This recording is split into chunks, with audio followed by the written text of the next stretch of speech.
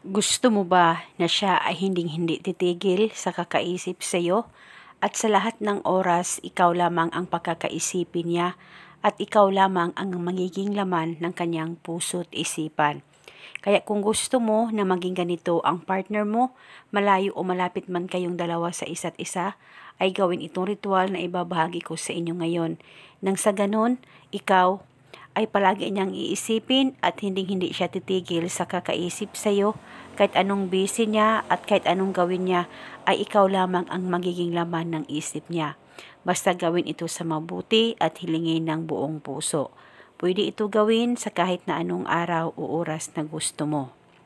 Ang gagawin mo lamang, umupo ka saglit sa tahimik na lugar, pwede sa kwarto mo o kung saan, basta ikaw lang mag-isa at walang makakaalam sa kahit na anumang ritual na iyong gagawin.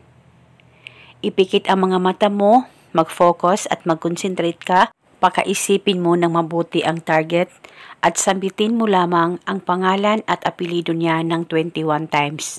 Wala na po kayong kailangan pang banggitin o ibulong na spell, basta gawin itong ritual na tama ang pagkagawa mo. At dapat alam mo rin ang tunay na pangalan ng target nang sa ganon mapadali po ang talab nito. At paniguradong siya ay matatamaan nito at hindi siya titigil sa kakaisip sa iyo.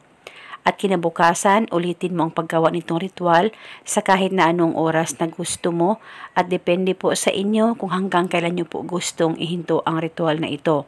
Dahil isa itong gabay para mas lalong mapatibay o mapabuti ang relasyon ninyong dalawa ng partner mo. Basta magtiwala ka lang at sabayan ng panalangin at hilingin ng buong puso. At kung gusto mo, pwede ka rin gumawa pa ng iba't ibang ritual na binahagi ko. At ito muna sa ngayon, maraming salamat po sa panunood.